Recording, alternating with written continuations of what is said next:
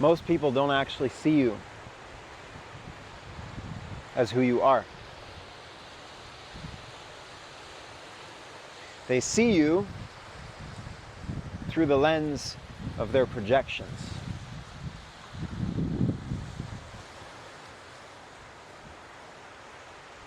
They see you as who you need to be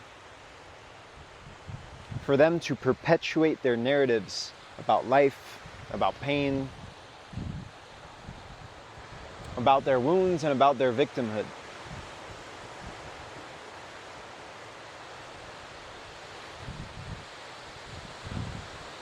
And in a sense, that has to be okay, because there's not really much you can do about it with some people, with most people.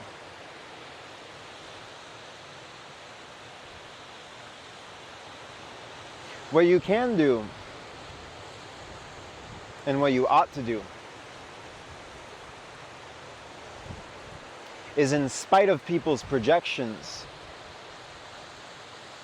in spite of people's attempts to dim your light or to categorize you as something you are not,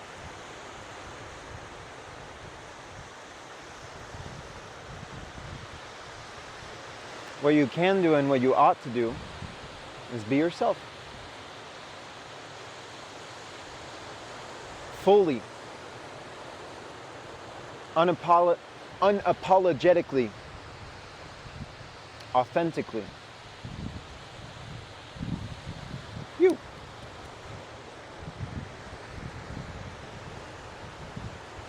What this does, when you're actually firmly rooted in who you are and who God wants you to be, it deflects people's projections so that you walk into their lives and they try to project their shit onto you. And whether in a way that is worded or wordlessly, you say, no, this doesn't work here. This doesn't belong to me.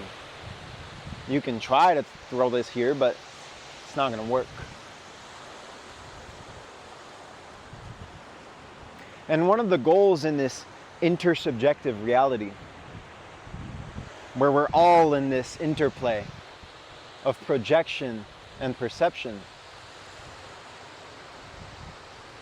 is to be so deeply and confidently and authentically rooted in who you truly are,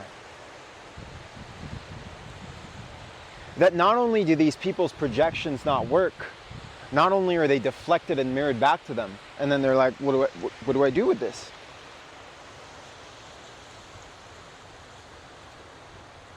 But then you also become a mirror for people to face their own shit.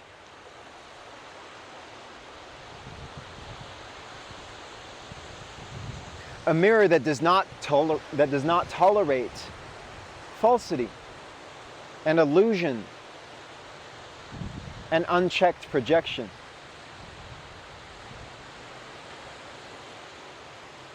And you can call things for what they are.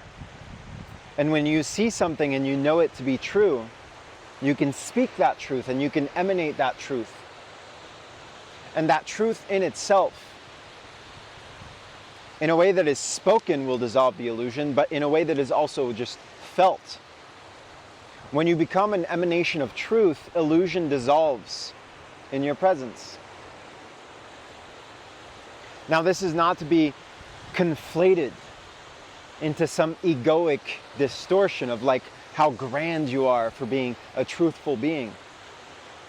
Your truth doesn't actually come from you, it comes from God. God gave you truth. You didn't do anything to earn it. It was a gift. So it's not anything that you can be like on your high horse about. It doesn't make you better than other people.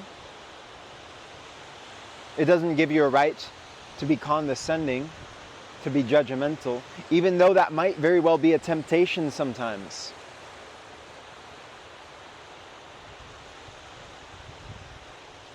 The judgment and the condescending behavior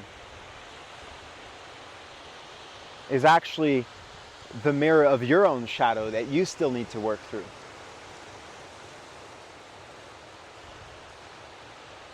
There might be an element of my talking to myself because I, quite frankly, sometimes walk through the world and I see people like fucking checked out, numbed out, completely not like, hello, where are you? Where are these people? They're not in their bodies, they're not right here, so where are they?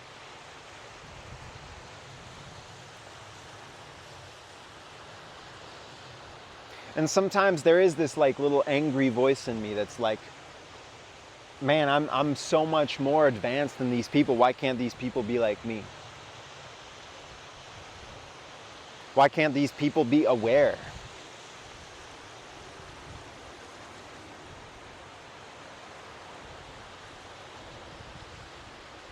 Which in some sense is at the very least a shadow of lacking of compassion.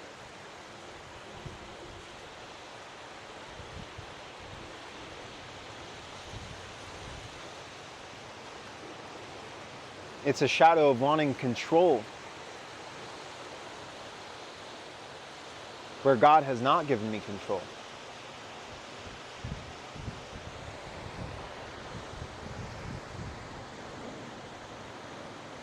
It's a shadow of lack of trust in God's divine plan. But somehow He's allowing all this to happen. And that's, as I've been diving, it's quite a deep shadow. Where was I going with this?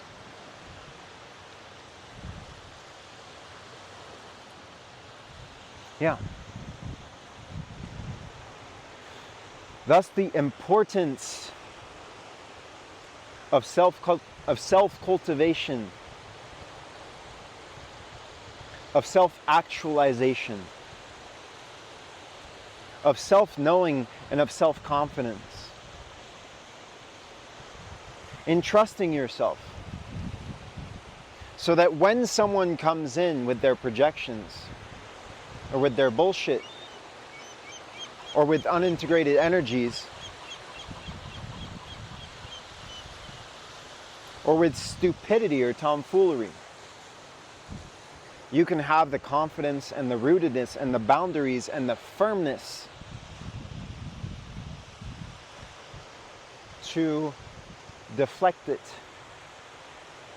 and reflect it back to them. Say, this does not belong to me, it belongs to you. Now this is firmness. This is a firm masculine knowing and rigidity in where you are unmoved and unshakable. If you were a tree or a plant, as a tree, this is the pillar as which you stand, where the wind will come and move you a little bit, but you stand your ground. Or if you're a flower, this is the stem that holds you as you burgeon and call in your own soul flower.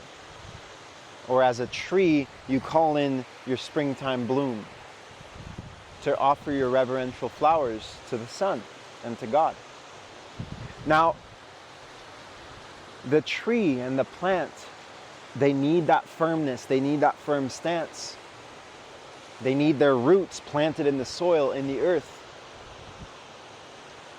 They need their embodiment, their groundedness, that firmness. But there is also a softness.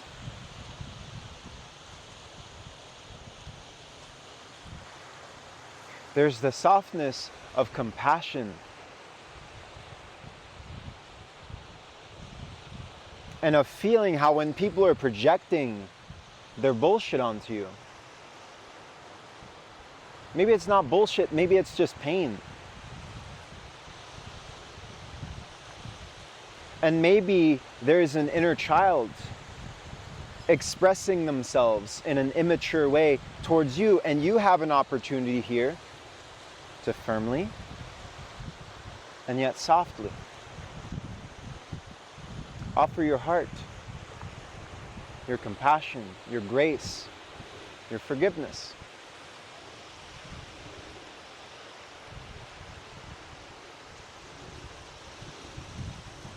And the magnanimity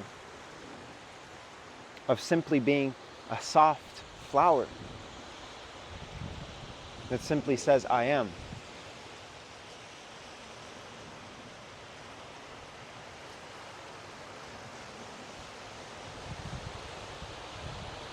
That microcosmically reflects the divinity of God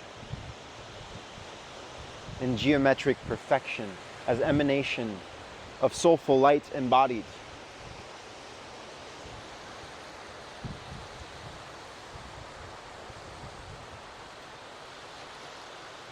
Being a flower, soft, of compassion, and also a softness that with discernment recognizes that though this does not belong to you, that though this is another person's pain,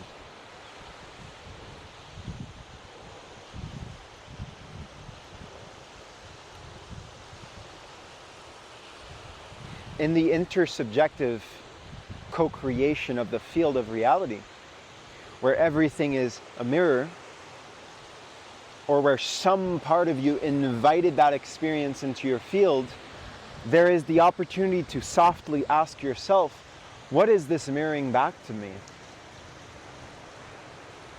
What part of me is actually in resonance with this? How is this an invitation to look more deeply at a place where I might be in misalignment, where this imbalance is being reflected back to me? So a firmness that says, no, this does not belong to me, this is yours, have it back.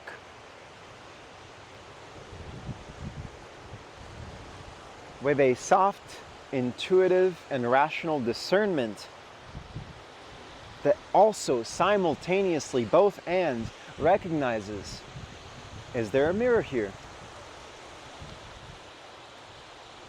What is God trying to communicate in the intersubjective interplay of reality generation? I spoke of discernment with reason and intuition, mind and heart.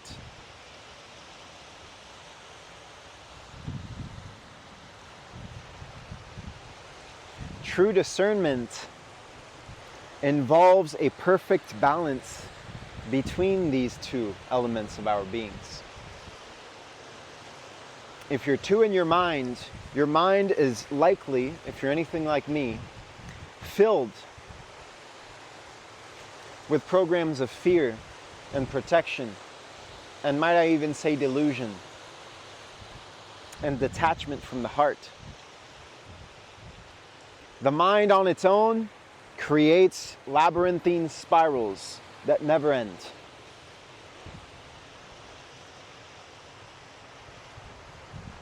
The heart simply knows. You walk into a store, and if the owner is a deceitful being, your heart will just instantly know it and feel it, and your heart might like contract and be like, whoa, this place doesn't feel right. I better leave. Or if you walk into a flower shop with a soft,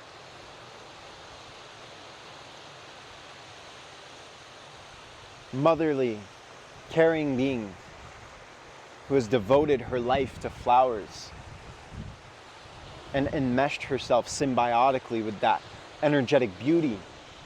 And that is felt within your heart as you walk into this flower store. There's not just plastic everywhere. There's just flowers. And things are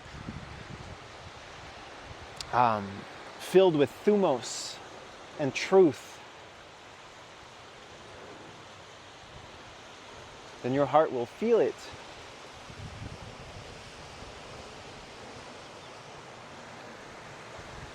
And then your mind. This is what happens when I try to translate these things into words.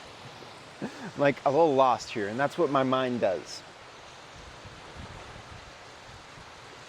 You walk into that beautiful flower shop, and you just feel that it is right. You feel the true essence of someone in their purpose offering flowers to the world. And then your mind might perceive the different symbolic settings and structures within that place, the materials that are used, the care that has been put into the flowers, the aesthetics of the arrangements, the lighting, the symbolic communication of the universe. If mind speaks a language of symbolism, you can trace the symbolic arrangements of reality and determine, with enmeshment with intuition, is this in alignment? Are there apparent contradictions here? Logical contradictions, where this person is trying to appear in one way, feels one way, but then there's like imbalances all over the place. Anyway, I won't digress on all this. Bring your heart and mind into balance and use that balance as your discernment when people are projecting their shit onto you, are perceiving you in ways that are not actually you. And not only is that discernment useful in these situations, but the balancing of heart and mind is actually the instruction manual on how to more authentically and firmly and softly and devotionally and truly root yourself in who you truly are. And it's not just about mind and heart. It's about mind and heart and soul and body and environment and God. To, as best as you possibly can, shed the layers of conditioning and of imbalance and of trauma and of self-deceit and self-betrayal. Shed these things. Let them melt away and dissolve as you step into the balancing of all life, of all aspects of your identity as God has intended them to be originally.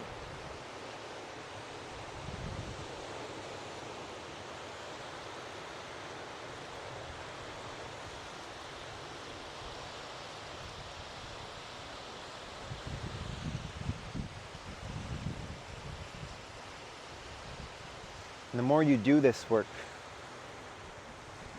and the more you bring yourself into balance and into coherence and into authenticity and into luminosity and into your prayer and into a felt experience of who you truly actually are, confident and firm and soft and gentle and compassionate and loving and free,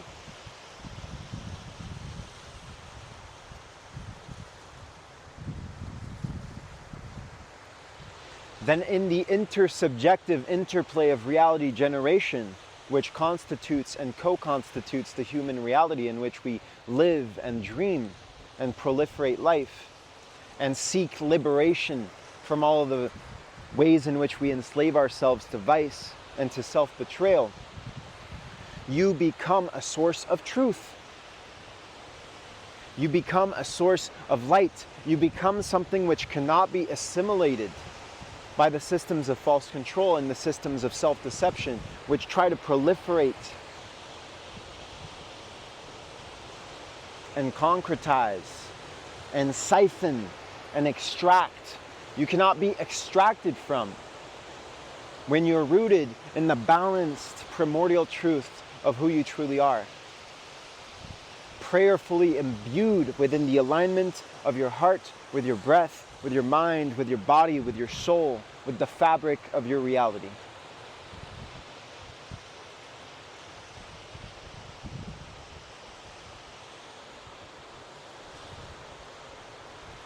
So that all of this is symbiotic and self-reinforcing, creating this feedback loop to where you show up authentically, someone tries to project their shit onto you, you say, no, this does not belong to me, but I have compassion, and then that offers truth to them so that they can then express their truth more fully, clear their shadows more fully, and then you are offered that reflection to perceive, oh, well, were there some elements of my own shadow here?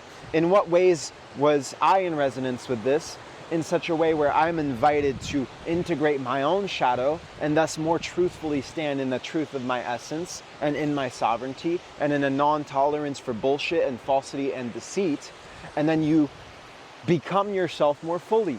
And you bring yourself into more balance, and then you show up in that way, and then it happens again. And the proliferations are cyclical, just as they create nodal networks of truth within reality, which then become the axiomatic cornerstones of existence, not simply as these dialogical, I'm just allowing it to flow, dialogical, syllogistic, one causal point leads to another, leads to another, leads to another, but a more interconnected and, let us say, spherical, multiplicitous causal chain.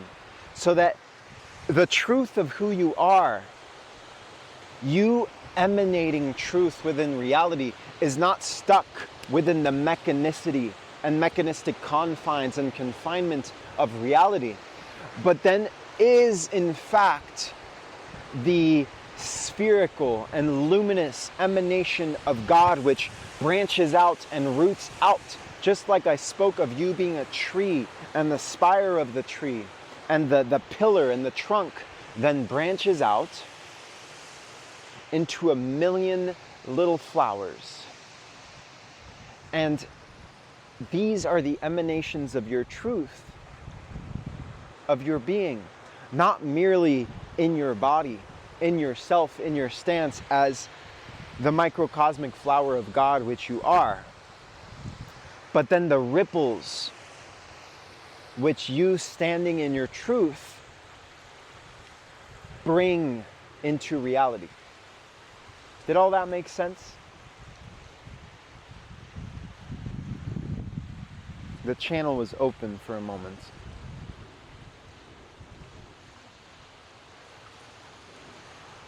There is a problematic nature to perception that remains merely within mechanical causality, which says like only what is in front of me actually exists. Whereas the world is far more interconnected, expansive, and infinite than this. Everything that you do microcosmically in this present moment, in whatever reality field you currently embody, I see the horizon over there, the ocean horizon, and I see whatever part of the city that I see, and my reality is currently perceptively limited to this expanse, but I know it to expand beyond it. I know it to expand to the stars which I cannot see right now because there's a blue sky. I know that I can see the tiny, very small little sun. But I know that within the sun, there is an infinite luminosity which I cannot currently fathom perceptively.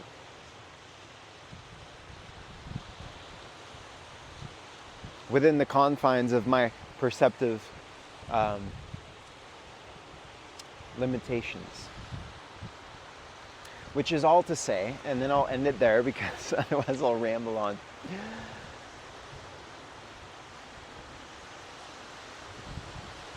the importance of truly being who you are, and of unshakably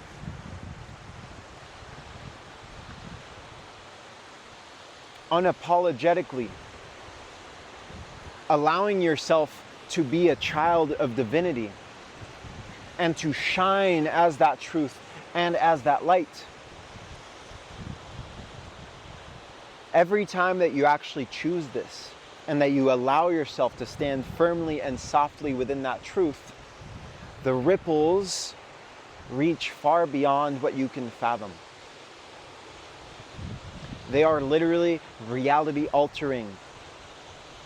And they heal reality in a reality where so much healing is, quite frankly, desperately needed. The Divine Mother and Father are tired of their children acting so fucking foolishly.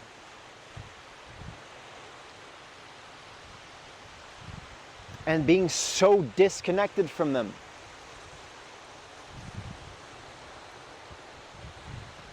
The Divine Mother and Father want for their children to come into coherence, into balance, and for that balance and for that coherence and for that connection, for the Trinity between Mother, Father, and child,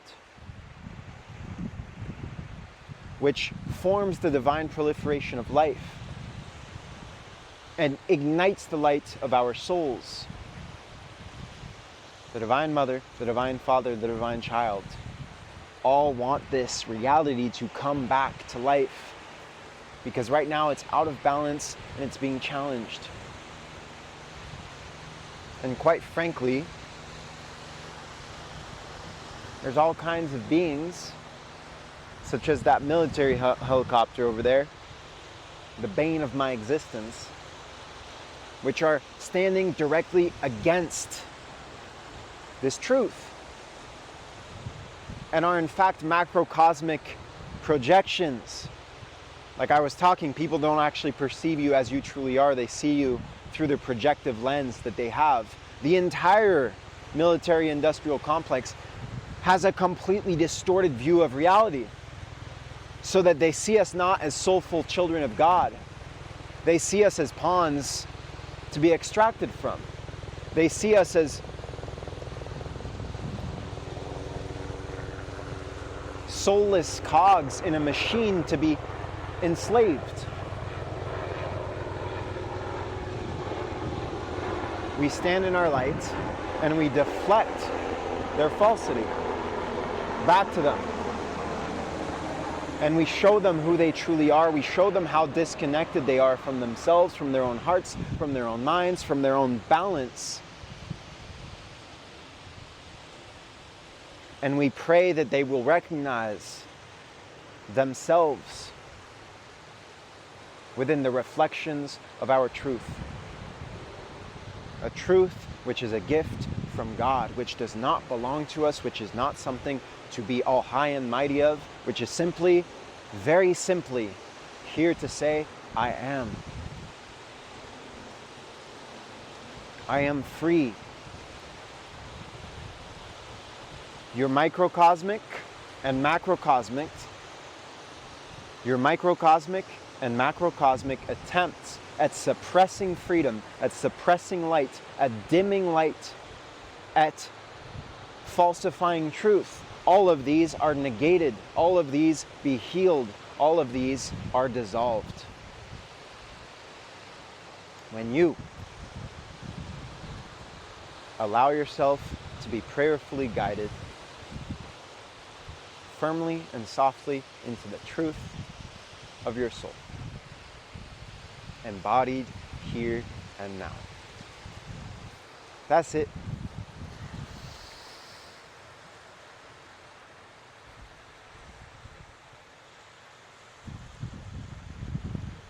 Thank you for the opportunity to let these words flow through me. May they be of service to you. May they be of service to God. May they be of service to the mother, and may we all come into balance and stand within our truths. Thank you.